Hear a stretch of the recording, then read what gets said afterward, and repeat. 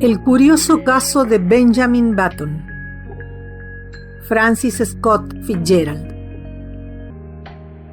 Capítulos 1 al 6.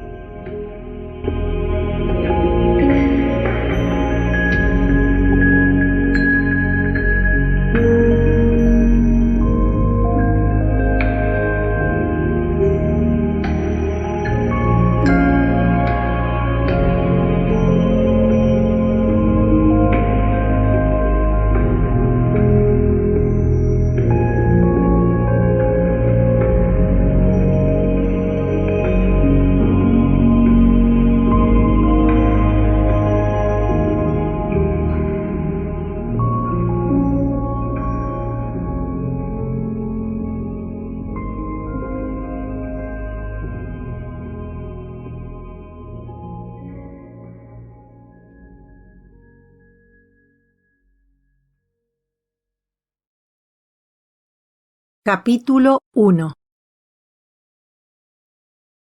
Hasta 1860, lo adecuado era nacer en casa. En la actualidad, según me han dicho, los altos dioses de la medicina han decretado que los primeros llantos del recién nacido deben ser emitidos en la atmósfera aséptica de un hospital, preferiblemente de uno de moda. Así que el señor y la señora Roger Button se adelantaron 50 años a la moda cuando decidieron, un día del verano de 1860, que su primer bebé naciera en un hospital. Nunca se sabrá si este anacronismo tuvo alguna relación con la asombrosa historia que voy a exponer. Les contaré lo que ocurrió y les dejaré juzgar por ustedes mismos.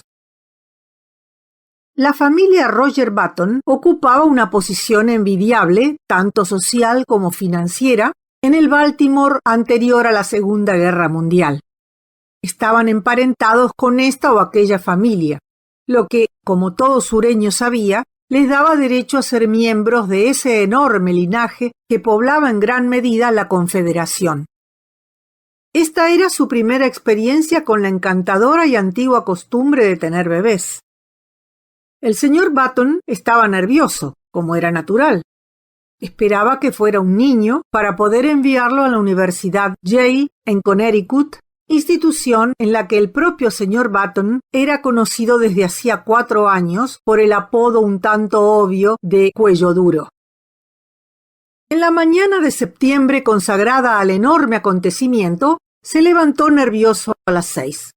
Se vistió, ajustó una cepa impecable y se apresuró a recorrer las calles de Baltimore hasta el hospital para determinar si la oscuridad de la noche había traído una nueva vida a su seno. Cuando se encontraba a unos 100 metros del hospital privado para damas y caballeros de Maryland, vio al doctor King, el médico de cabecera, bajando la escalinata de la entrada, frotándose las manos con un movimiento de lavado, como todos los médicos están obligados a hacer por la ética no escrita de su profesión. El señor Roger Button, presidente de Roger Button & Company Ferreteros Mayoristas, comenzó a correr hacia el doctor King con mucha menos dignidad de la que se esperaba de un caballero sureño de aquella pintoresca época. «¡Doctor King!», llamó. «¡Oh, doctor King!». El doctor le oyó, se dio la vuelta y se quedó esperando con una curiosa expresión instalada en su duro y medicinal rostro cuando el señor Button se acercó. «¿Qué ha pasado?», preguntó el señor Button mientras se acercaba jadeante. «¿Qué ha pasado? ¿Cómo es ella? ¿Un niño? ¿Quién es? ¿Qué?» «Serénese», dijo bruscamente el doctor King, que parecía algo irritado. «¿Ha nacido el niño?», rogó el señor Button. El doctor King frunció el ceño. «Pues sí, supongo que sí, en cierto modo». De nuevo lanzó una mirada curiosa al señor Button. «¿Está bien mi esposa?». «Sí». «¿Es un niño o una niña?». «Y dale», gritó el doctor King en el colmo de su irritación. «Le pediré que vaya y lo vea usted mismo». «Qué indignante». Soltó la última palabra casi en una sílaba y se dio la vuelta murmurando: ¿Se imagina que un caso como este ayudará a mi reputación profesional? Uno más me arruinaría a cualquiera. ¿Qué ocurre?, preguntó el señor Button horrorizado. ¿Trillizos? No, trillizos no, respondió el doctor cortantemente. Es más, puede ir a verlo usted mismo y buscarse otro médico. Yo lo traje a usted al mundo, joven, y he sido el médico de su familia durante 40 años, pero he terminado con usted. No quiero verle ni a usted ni a nadie de su familia nunca más. Adiós. Luego se volvió bruscamente y sin decir nada más subió a su faetón que le esperaba en el bordillo y se alejó con paso firme. El señor Button se quedó en la acera, estupefacto y temblando de pies a cabeza. ¡Qué horrible percance había ocurrido! Había perdido repentinamente todo deseo de entrar en el hospital privado para damas y caballeros de Maryland. Fue con la mayor dificultad que un momento después se obligó a subir los escalones y entrar por la puerta principal. Una enfermera estaba sentada detrás de un escritorio en la penumbra opaca del vestíbulo. Tragándose la vergüenza, el señor Button se acercó a ella. «Buenos días», comentó ella, mirándole agradablemente. «Buenos días, yo soy el señor Button». Al oír esto, una expresión de absoluto terror se extendió por el rostro de la muchacha. Se puso en pie y parecía estar a punto de salir volando del vestíbulo, conteniéndose solo con la más aparente dificultad. «Quiero ver a mi hijo», dijo el señor Button. La enfermera dio un pequeño grito. «¡Oh, por supuesto!», gritó histéricamente. «Arriba, justo arriba, suba». Señaló la dirección y el señor Button, bañado en un frío sudor, se volvió vacilante y comenzó a subir al segundo piso. En el vestíbulo superior se dirigió a otra enfermera que se acercó a él con la palangana en la mano. «Soy el señor Button», logró articular. «Quiero ver a mi...». ¡Clank! La palangana cayó al suelo y rodó en dirección a las escaleras. ¡Clank, clank! Comenzó un metódico descenso como si compartiera el terror general que provocaba a este señor. «Quiero ver a mi hijo». El señor Button casi gritó. Estaba al borde del colapso. ¡Clank! La palangana había llegado al primer piso. La enfermera recuperó el control de sí misma y lanzó al señor Button una mirada de desprecio. «Muy bien, señor Button», aceptó en voz baja. «Muy bien. Pero, si supieran en qué estado nos ha puesto a todos esta mañana, es algo sencillamente indignante. El hospital nunca tendrá ni sombra de su reputación después». «¡Rápido!», gritó roncamente. «No puedo soportar esto». «Venga por aquí entonces, señor Button». Se arrastró tras ella. Al final de un largo pasillo llegaron a una habitación de la que salían diversos aullidos. De hecho, una habitación que, en la jerga posterior, habría sido conocida como la habitación del llanto. Entraron. Alrededor de las paredes había media docena de cunas esmaltadas en blanco, cada una con una etiqueta atada a la cabecera. «Bueno», jadeó el señor Button, «¿cuál es el mío?» «Ahí», dijo la enfermera. Los ojos del señor Button siguieron el dedo señalador de la enfermera y esto es lo que vio. Envuelto en una voluminosa manta blanca y parcialmente metido en una de las cunas, estaba sentado un anciano de unos 70 años de edad. Su escaso pelo era casi blanco y de su barbilla goteaba una larga barba color humo que se agitaba absurdamente de un lado a otro, avivada por la brisa que entraba por la ventana. Miró al señor Button con ojos oscuros y apagados en los que acechaba una pregunta desconcertante. «¿Estoy loco?», tronó el señor Button, con su terror convertido en rabia. ¿Se trata de una espantosa broma de hospital?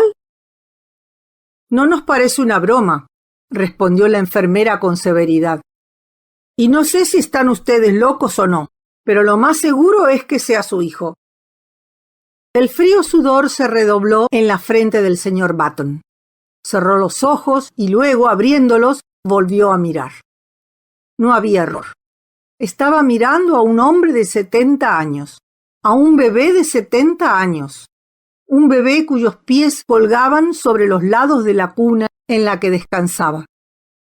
El anciano miró plácidamente de uno a otro durante un momento y luego habló de repente con una voz cascada y vieja. ¿Es usted mi padre?, preguntó. El señor Button y la enfermera se sobresaltaron.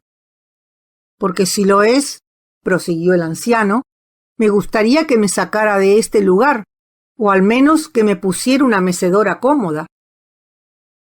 ¿De dónde, por el amor de Dios, ha salido usted? ¿Quién es usted?, estalló frenéticamente el señor Button. No puedo decirle exactamente quién soy, respondió el quejoso, porque solo hace unas cuantas horas que he nacido, pero mi apellido es ciertamente Button. Mientes, eres un impostor. El anciano se volvió cansado hacia la enfermera. Bonita forma de recibir a un recién nacido, se quejó con voz débil. Dígale que se equivoca, ¿quiere? Se equivoca, señor Button, dijo la enfermera con severidad. Este es su hijo, y tendrá que sacar lo mejor de él. Vamos a pedirle que se lo lleve a casa lo antes posible, hoy mismo. ¿A casa?, repitió incrédulo el señor Button. Sí, no podemos tenerlo aquí. Realmente no podemos, ¿sabe? Me alegro de ello, gimió el anciano. Este es un lugar para mantener a un joven de gustos tranquilos. Con todos estos chillidos y llantos no he podido pegar ojo. Pedí algo de comer. Aquí su voz se elevó a una estridente nota de protesta. Y me trajeron una botella de leche.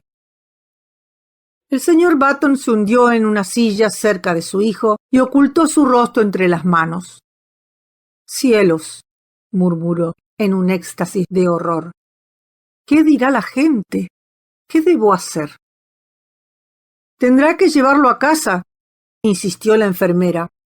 Inmediatamente.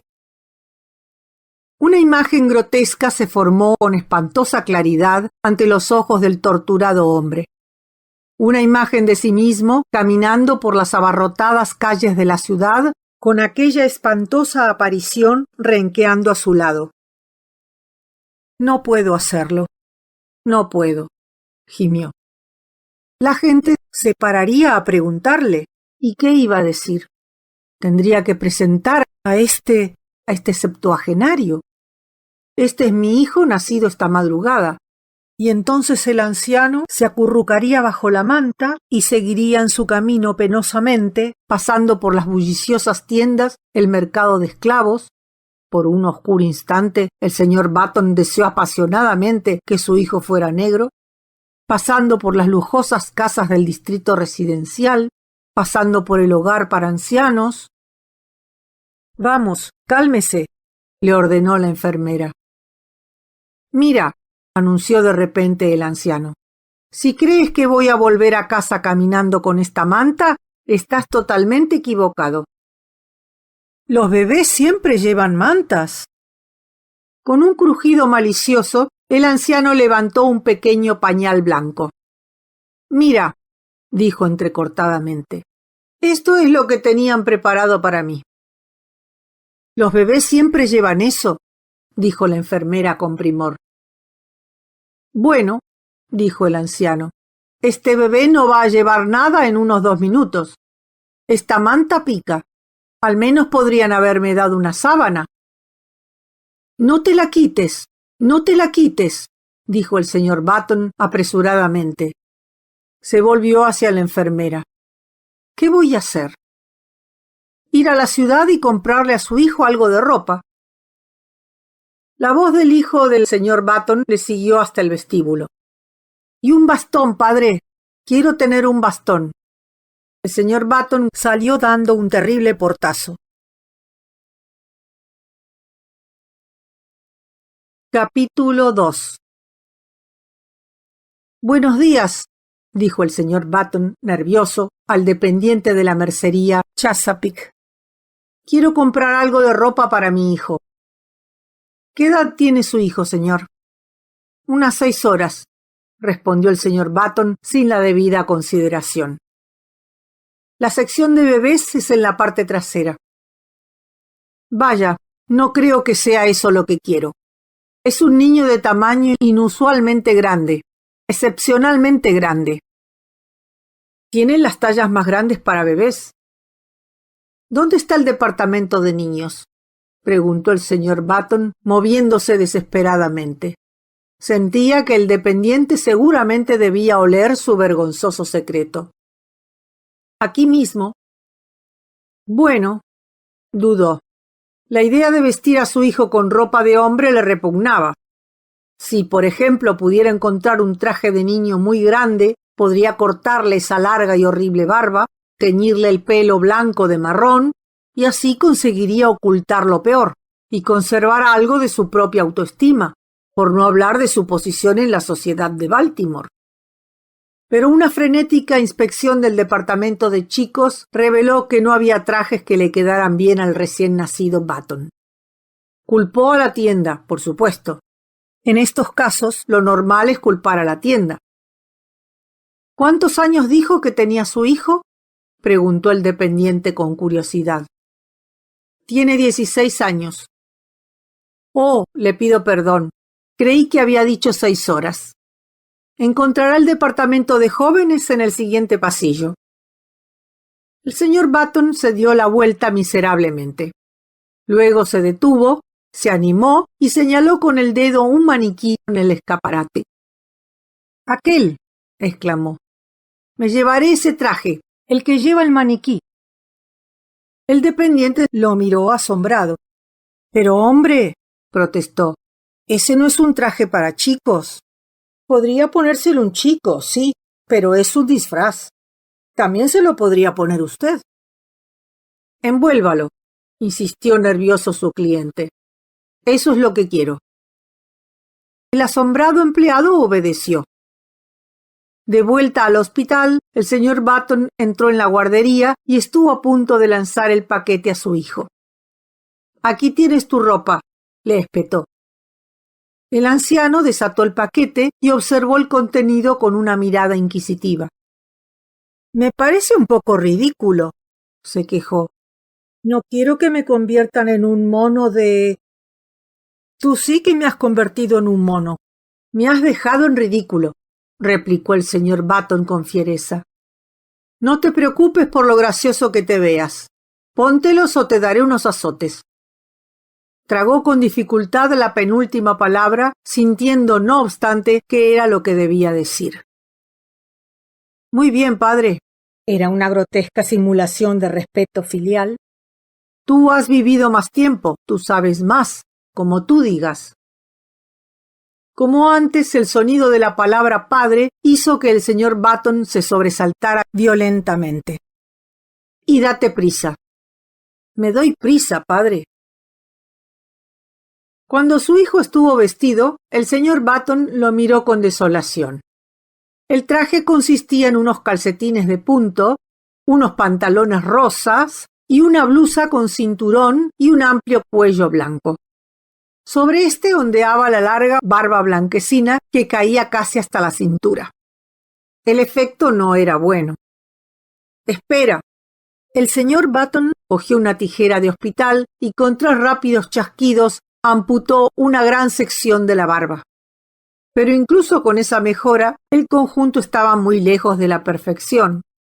El mechón de pelo desaliñado que quedaba, los ojos llorosos, los dientes antiguos, parecían extrañamente fuera de tono con la alegría del traje. El señor Button, sin embargo, se mostró obstinado y le tendió la mano.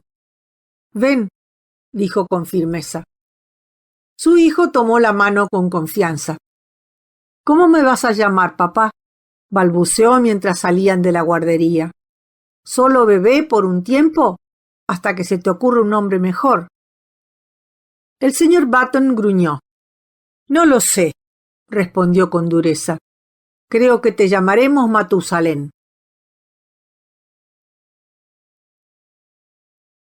Capítulo 3.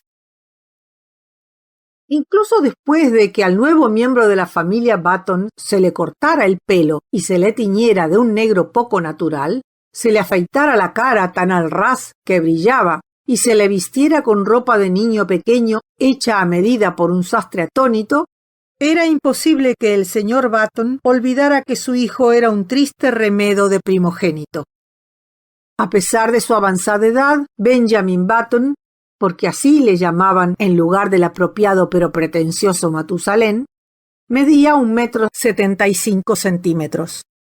La ropa no disimulaba la estatura, ni la depilación y el tinte de las cejas ocultaban el hecho de que los ojos que tenía debajo estaban descoloridos, acuosos y cansados. De hecho, la niñera que había sido contratada por adelantado abandonó la casa después de una mirada en un estado de considerable indignación. Pero el señor Button persistió en su inquebrantable propósito. Benjamin era un bebé y debía seguir siéndolo. Al principio declaró que si a Benjamin no le gustaba la leche tibia, podía quedarse sin comer. Pero finalmente cedió y dio permiso para que su hijo tomara pan y mantequilla e incluso avena tras un pacto. Un día trajo a casa un sonajero y al dárselo a Benjamin, insistió en términos inequívocos en que debía jugar con él. Tras lo cual el anciano lo cogió con una expresión de cansancio y se le pudo oír tintinear obedientemente a intervalos durante todo el día. Sin embargo, no cabe duda de que el sonajero le aburría y que encontraba otras diversiones más reconfortantes cuando se quedaba solo. Por ejemplo, el señor Button descubrió un día que durante la semana anterior había fumado más cigarros que nunca. Un fenómeno que se explicó unos días más tarde cuando, al entrar en la guardería de forma inesperada, encontró la habitación llena de una tenue neblina azul y a Benjamin con una expresión de culpabilidad en el rostro, tratando de ocultar la colilla de un habano oscuro. Esto, por supuesto, requería un severo azote, pero el señor Button no se atrevió a administrarlo. Se limitó a advertir a su hijo que atrofiaría su crecimiento. Sin embargo, persistió en su actitud. Trajo a casa soldaditos de plomo, trajo trenes de juguete, trajo grandes y agradables animales hechos de trapo, y para perfeccionar la ilusión que estaba creando, por lo menos para él, le preguntó con vehemencia al dependiente de la juguetería si la pintura se desprendería del pato rosa si el bebé se lo llevara a la boca. Pero, a pesar de todos los esfuerzos de su padre, Benjamin se negaba a interesarse. Bajaba a hurtadillas las escaleras de atrás y volvía a la guardería con un volumen de la Enciclopedia Británica sobre el que pasaba la tarde, mientras sus vacas de trapo y su arca de Noé quedaban abandonados en el suelo. Los esfuerzos del señor Button no sirvieron de mucho contra semejante obstinación. La sensación creada en Baltimore fue al principio prodigiosa. No se puede determinar lo que el percance habría costado socialmente a los Button y a sus parientes, pues el estallido de la guerra civil atrajo la atención de la ciudad hacia otras cosas. Unas cuantas personas, siempre educadas, se devanaron los sesos buscando cumplidos para los padres y finalmente dieron con la ingeniosa estratagema de declarar que el bebé se parecía a su abuelo, hecho que, debido al estado estándar de decadencia común a todos los hombres de 70 años, no podía negarse. A Roger Button y su esposa no les agradó, y el abuelo de Benjamin se sintió furiosamente insultado. Benjamin, una vez que salió del hospital, se tomó la vida como la encontró. Trajeron a varios niños pequeños a verlo, y pasó una tarde exhausto tratando de interesarse por el trompo y las canicas. Incluso consiguió, de forma bastante accidental, romper una ventana de la cocina con una piedra de un tiro de honda, una hazaña que deleitó secretamente a su padre. A partir de entonces, Benjamin se las ingenió para romper algo todos los días. Pero lo hizo solo porque era lo que se esperaba de él y porque era complaciente por naturaleza. Cuando la enemistad inicial de su abuelo desapareció, Benjamin y aquel caballero disfrutaron enormemente de su mutua compañía. Se sentaban durante horas, estos dos, tan distantes en edad y experiencia, y como viejos compinches discutían con incansable monotonía los lentos acontecimientos del día. Benjamin se sentía más a gusto en presencia de su abuelo que en la de sus padres. Siempre parecían tenerle cierto temor y, a pesar de la autoridad dictatorial que ejercían sobre él, se dirigían a menudo a él como señor. Estaba tan desconcertado como cualquier otro por la edad aparentemente avanzada de su mente y su cuerpo al nacer. Leyó sobre el tema en la revista médica, pero descubrió que no se había registrado ningún caso semejante. A instancias de su padre, hizo un intento honesto de jugar con otros niños y con frecuencia se unió a los juegos más suaves. El fútbol lo trastornaba demasiado y temía que en caso de fractura sus antiguos huesos se negaran a soldar. A los 5 años lo enviaron al jardín de infancia, donde se inició en el arte de pegar papel verde sobre papel naranja, de tejer mapas de colores y de fabricar infinitos collares de cartón. Tenía tendencia a dormirse en medio de estas tareas, un hábito que irritaba y asustaba a su joven maestra. Para su alivio, ella se quejó a sus padres y lo sacaron de la escuela. Los Button dijeron a sus amigos que lo consideraban demasiado joven. A los 12 años, sus padres ya se habían acostumbrado a él. De hecho, es tan fuerte la fuerza de la costumbre que ya no sentían que fuera diferente de cualquier otro niño, excepto cuando alguna anomalía curiosa les recordaba el hecho. Pero un día, pocas semanas después de su 12º cumpleaños, mientras se miraba en el espejo, Benjamin hizo, o creyó hacer, un descubrimiento sorprendente. ¿Le engañaban sus ojos o su pelo se había convertido en la docena de años de su vida de blanco a gris hierro bajo su tinte? ¿La red de arrugas de su rostro era cada vez menos pronunciada? ¿Estaba su piel más sana y firme, incluso con un toque de color invernal? No podía decirlo. Sabía que ya no se encorvaba y que su condición física había mejorado desde los primeros días de su vida. ¿Puede ser?, pensó para sí mismo. O, mejor dicho, apenas se atrevió a pensar. Se dirigió a su padre. «Ya soy mayor», anunció con determinación. «Quiero ponerme pantalones largos». Su padre dudó. «Bueno», dijo finalmente, «no sé. 14 años es la edad para ponerse pantalones largos, y tú solo tienes 12.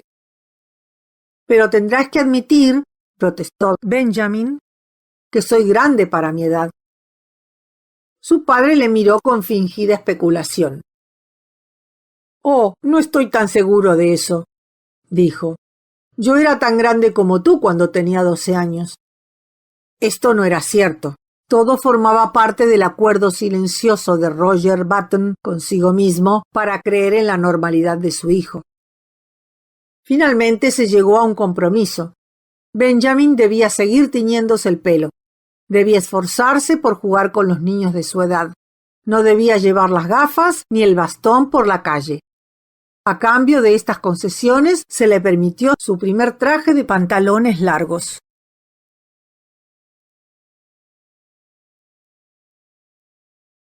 Capítulo 4. De la vida de Benjamin Button entre los 12 y los 21 años de edad, tengo la intención de decir poco. Baste decir que fueron años de crecimiento normal. Cuando Benjamin tenía 18 años, estaba erguido como un hombre de 50. Tenía más pelo y este era de un gris oscuro. Su paso era firme. Su voz había perdido el temblor cascado y había descendido a un saludable barítono. Entonces su padre lo envió a Connecticut para que hiciera los exámenes de ingreso en la Universidad de Yale. Benjamin aprobó su examen y se convirtió en miembro de la clase de primer año. Al tercer día de su matriculación, recibió una notificación del señor Hart, el secretario del colegio, para que pasara por su oficina y arreglara su horario. Benjamin, al mirarse en el espejo, decidió que su cabello necesitaba una nueva aplicación de su tinte marrón, pero una ansiosa inspección del cajón de su escritorio reveló que el frasco de tinte no estaba allí. Entonces recordó que lo había vaciado el día anterior y lo había tirado. Estaba en apuros. Tenía que ir al registro en 5 minutos. No había solución. Debía ir tal como estaba. Así lo hizo. «Buenos días», dijo el secretario amablemente. «Ha venido a preguntar por su hijo». «Bueno, de hecho, mi nombre es Button», comenzó Benjamin, pero el señor Hart le cortó. «Estoy muy contento de conocerle, señor Button. Espero a su hijo aquí en cualquier momento». «Soy yo», estalló Benjamin. «Soy un estudiante de primer año». «¿Cómo?» «Soy un estudiante de primer año». «Seguramente estás bromeando». «En absoluto». El secretario frunció el ceño y miró una tarjeta que tenía delante. «Vaya, aquí tengo anotada la edad del señor Benjamin Button como 18 años». «Esa es mi edad», afirmó Benjamin, sonrojándose ligeramente. El secretario lo miró con cansancio. «Seguramente, señor Button, no esperará que me crea eso». Benjamin sonrió con cansancio. «Tengo 18 años», repitió. El secretario señaló con severidad la puerta. «Fuera», dijo. «Váyase de la universidad y de la ciudad. Es usted un lunático peligroso». «Tengo 18 años». El señor Hart abrió la puerta. «¡Vaya idea!», gritó. «Un hombre de su edad intentando entrar aquí como estudiante de primer año». «¿Tiene 18 años? Bueno, le daré 18 minutos para salir de la ciudad». Benjamin Button salió con dignidad de la sala y media docena de estudiantes de primer año que esperaban en el pasillo le siguieron con la mirada con curiosidad. Cuando se hubo alejado un poco, se dio la vuelta. Se enfrentó al enfurecido secretario, que seguía de pie en la puerta, y repitió con voz firme: «Tengo 18 años». Ante un coro de carcajadas que surgió del grupo de estudiantes, Benjamin se alejó. Pero no era su destino escapar tan fácilmente. En su melancólico camino hacia la estación de tren, se encontró con que le seguía un grupo, luego un enjambre y finalmente una densa masa de estudiantes. Se había corrido la voz de que un lunático había aprobado los exámenes de ingreso en Yale y había intentado hacerse pasar por un joven de 18 años. Una excitación febril impregnó toda la universidad. Los hombres salieron corriendo sin sombrero de las clases. El equipo de fútbol abandonó su práctica y se unió a la multitud. Las esposas de los profesores, con los bonetes desordenados y los polizones fuera de su sitio, corrieron gritando tras la procesión, de la que procedió una continua sucesión de comentarios dirigidos a la tierna sensibilidad de Benjamin Button. «Debe ser el judío errante. Debería ir a la escuela preparatoria a su edad. Mira el niño prodigio. Creyó que esto era el hogar de los ancianos. Vete a Harvard». Benjamin aumentó su paso y pronto estaba corriendo. Les enseñaría. Iría a Harvard y entonces se arrepentirían de esas burlas mal pensadas. Ya a bordo del tren hacia Baltimore, sacó la cabeza por la ventanilla. «Se arrepentirán de esto», gritó. «Ja, ja», se rieron los estudiantes. «Ja, ja, ja». Fue el mayor error que la Universidad de Yale había cometido jamás.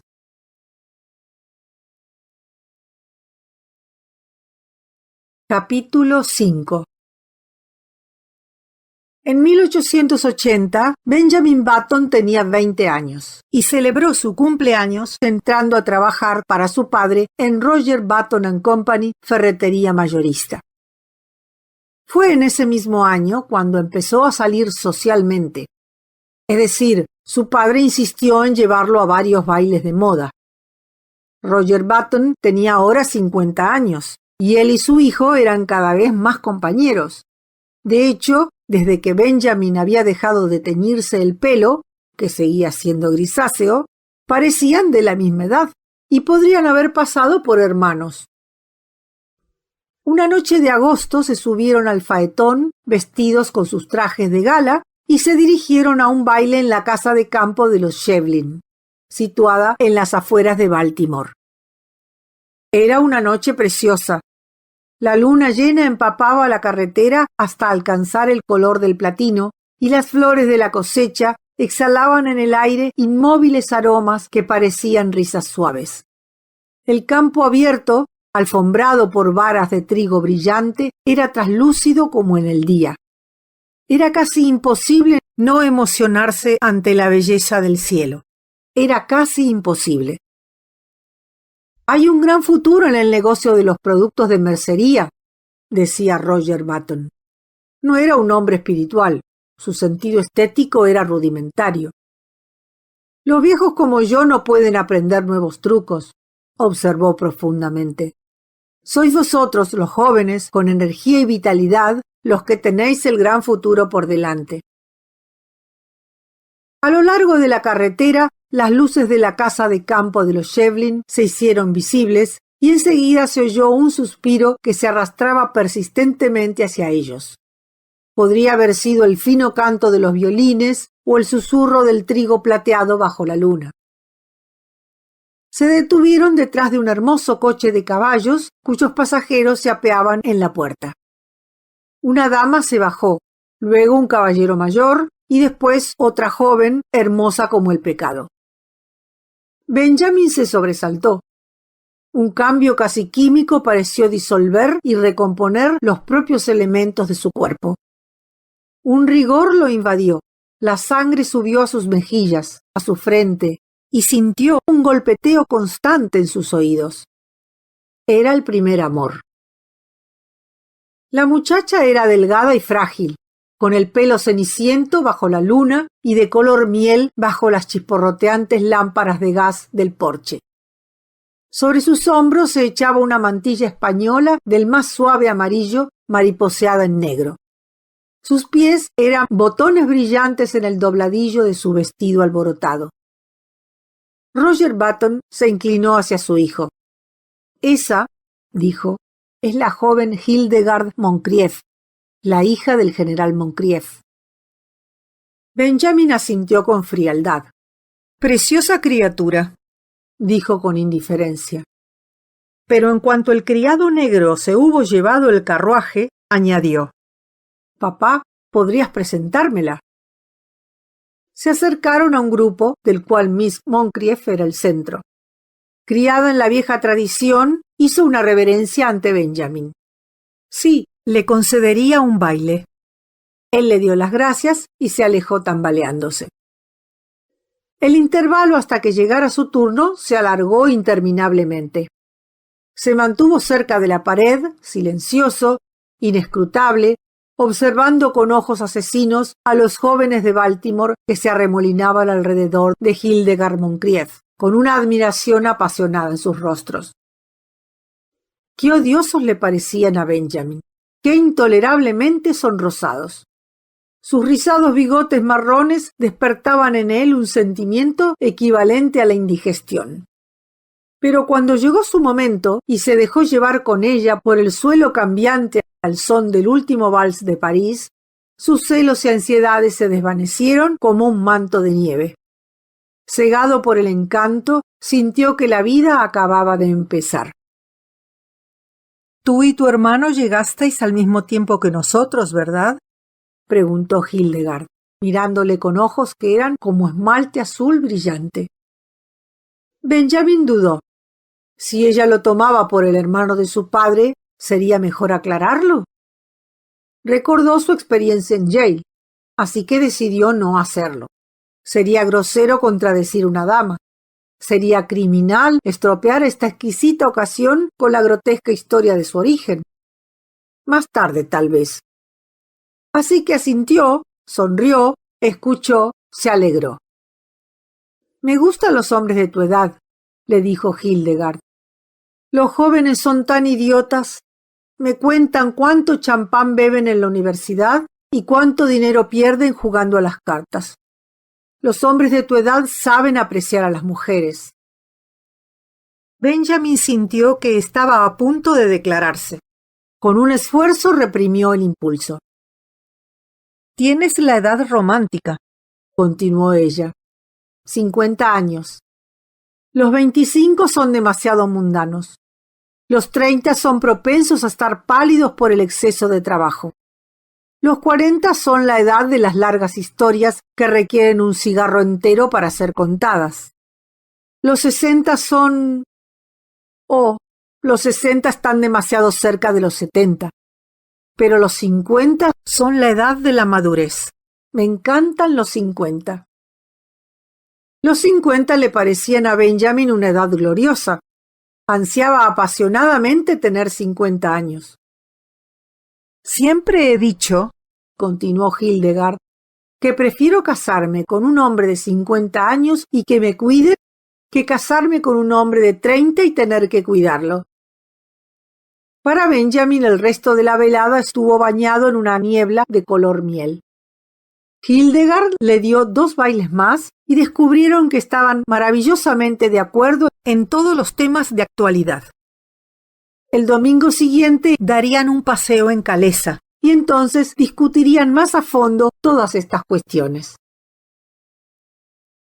Al volver a casa en el faetón justo antes del amanecer, cuando las primeras abejas zumbaban y la luna que se desvanecía brillaba en el fresco rocío, Benjamin supo vagamente que su padre estaba discutiendo sobre temas de ferretería al por mayor. «¿Qué asunto propones que tratemos, además de los clavos y los martillos?», decía el señor Button. «Los besos», respondió Benjamin distraídamente. «¿Los pesos?», exclamó Roger Button. «Vaya, acabo de tratar la cuestión de pesos y básculas». Benjamin le miró con ojos aturdidos justo cuando el cielo del este se agrietó de repente con la luz y una oropéndola bostezó penetrantemente en los árboles que pasaban veloces. Capítulo 6. Cuando 6 meses después se dio a conocer el compromiso de la señorita Hildegard Moncrieff con el señor Benjamin Button, digo se dio a conocer porque el general Moncrieff declaró que prefería caer sobre su espada antes que anunciarlo, la excitación en la sociedad de Baltimore alcanzó un punto febril. La historia casi olvidada del nacimiento de Benjamin fue recordada y enviada a los vientos del escándalo en formas picarescas e increíbles. Se dijo que Benjamin era el padre de Roger Button, que era su hermano que había estado en prisión durante 40 años, que era John Wilkes Booth disfrazado, y por último, que tenía 2 pequeños cuernos cónicos que brotaban de su cabeza. Los suplementos dominicales de los periódicos neoyorquinos dieron importancia al caso con fascinantes bocetos que mostraban la cabeza de Benjamin Button unida a un pez, a una serpiente y finalmente a un cuerpo de latón macizo. Se le conoció periodísticamente como el hombre misterioso de Maryland. Pero la historia real, como suele ocurrir, tuvo una difusión muy reducida. Sin embargo, todo el mundo estaba de acuerdo con el general Moncrieff en que era criminal que una chica encantadora, que podría haberse casado con cualquier galán de Baltimore, se lanzara a los brazos de un hombre que seguramente tenía 50 años. En vano, el señor Roger Button publicó el certificado de nacimiento de su hijo en letras grandes en el Baltimore Blaze. Nadie lo creyó. Solo había que mirar a Benjamin y verlo. Por parte de las 2 personas más interesadas no hubo vacilación. Tantas eran las historias falsas sobre su prometido que Hildegard se negaba obstinadamente a creer incluso la verdadera. En vano, el general Moncrieff le señaló la alta mortalidad entre los hombres de 50 años, o al menos entre los hombres que parecían tener 50 años. En vano le habló de la inestabilidad del negocio de la ferretería al por mayor. Hildegard había elegido casarse con la madurez y se casó.